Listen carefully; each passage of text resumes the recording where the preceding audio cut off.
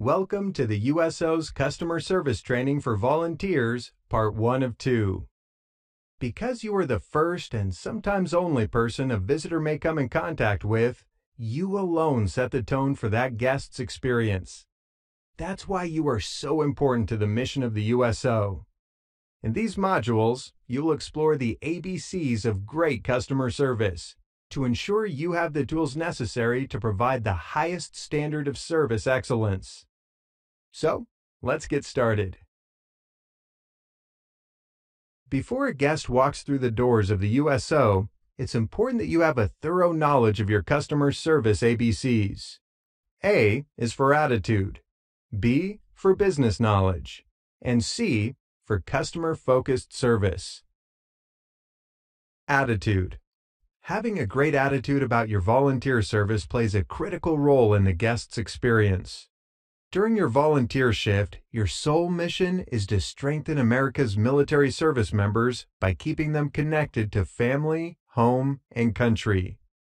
If you're distracted by personal issues, or you're simply having a bad day, visitors can pick up on subtle hints you send. That's why it's important to remember that from the moment you begin your volunteer shift to the moment it ends, you are no longer an accountant, military spouse, retiree, veteran, or service member with a rank. Rather, you are a USO ambassador, and your job is to be there for our guests. Some days of volunteer service are easier than others, especially when we have challenges in our personal lives.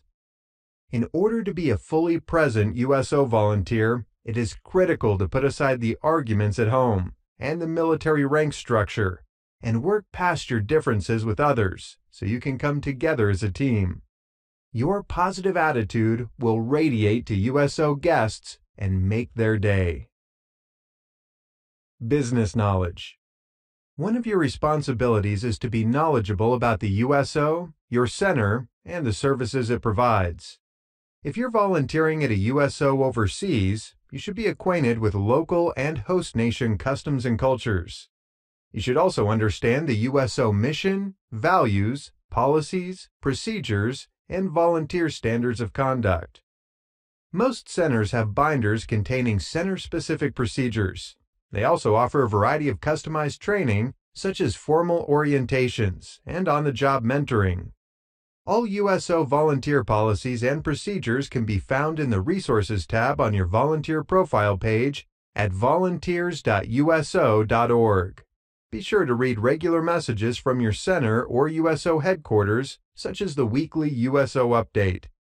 Remember, you're part of a worldwide operation, and keeping abreast of activities at other USOs helps you serve a guest who might be on their way to another duty station that has a USO. Now that you know your ABCs, let's explore how to deliver great customer service to USO guests. GREAT stands for greet, reach out, engage, act and appear professional, and thank.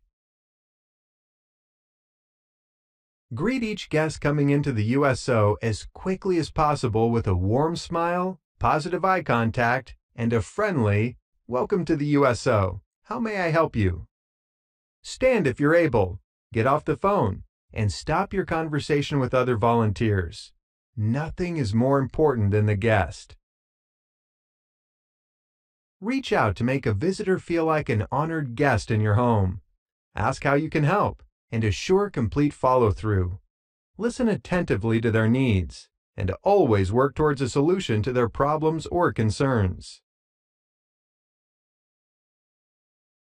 Engage guests by orienting them to the center and the programming you provide. Focus fully on one guest at a time until you have served that guest to the best of your ability.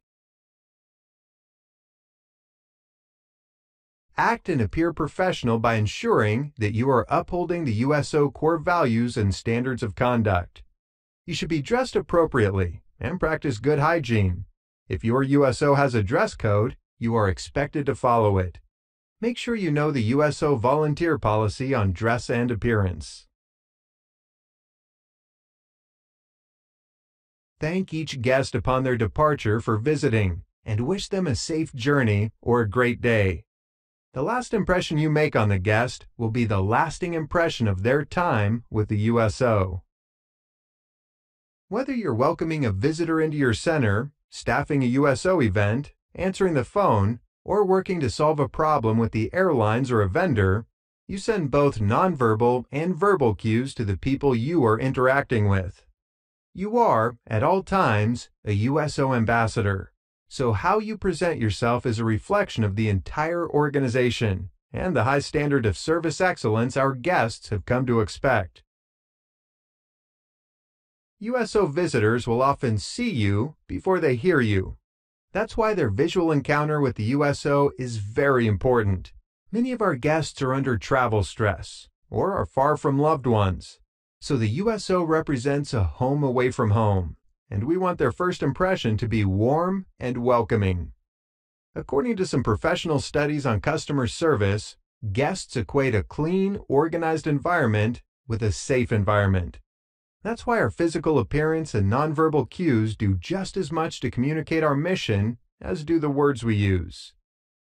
So at your next volunteer duty assignment, ask yourself, is the center neat and clean? If not, is there something you can do to make it appear better? Are you neat and clean? Did you brush the crumbs off your USO shirt from your morning croissant? Are you dressed professionally and appropriately? Do you have a smile on your face? Did you make eye contact when you greeted your guest? If you are able, did you stand to greet your guest? Is there good signage in your center to let guests know where things are or how to use a particular piece of equipment? Creating positive visual and nonverbal cues for guests communicates the USO's respect for the service they provide to our country. A cup of fresh coffee and a clean kitchen go a long way towards communicating that we care. Our words and the tone of our voice play an equally important role in how we interact with guests. If we sound angry or defensive or lose our cool, even when someone is angry with us, then we have not represented the USO with excellence. Here's what you can do to create the best verbal response possible. Smile before you speak. Greet guests with a positive tone of voice. Ask if you can help with anything. Happily give them directions to the restroom or the nearest restaurant, even if it's the 10th time that day you've answered the question. Remember, it's the visitor's first time asking. Ask open-ended questions that don't require just a yes or no response. Replace, "Do you need help?" with, "How may I help you?" Refrain from talking about yourself too much. Although you may be excited about your wife's promotion to senior partner, your guest might be dealing with a problem and needs your focused attention. Know when to say few words rather than more if a guest is having an especially difficult day or simply wants some peace and quiet. Not everyone wants to chat. Focus on positive responses, such as, "My pleasure," or "I'd be happy to find out the answer." And most importantly, always be kind to visitors and use your best judgment to do the right thing. There's not always a rule for every situation, so look to the USO values and your common sense when working with guests. Today's military includes men and women from varying ethnic, religious, and cultural backgrounds. Although you may live in a locale or region where people have similar views, you should never assume that guests traveling through your center embrace the same views. According to the USO Volunteer Standards of Conduct, volunteers must be respectful of the beliefs of the people served by the USO by refraining from promoting partisan politics, religious beliefs, or views that are not consistent with the official position of the USO. Please remember that the USO is nonpartisan and does not promote any one political or religious perspective, and neither should you while volunteering with the USO. This is especially critical during election seasons when passions for one candidate or party can run high.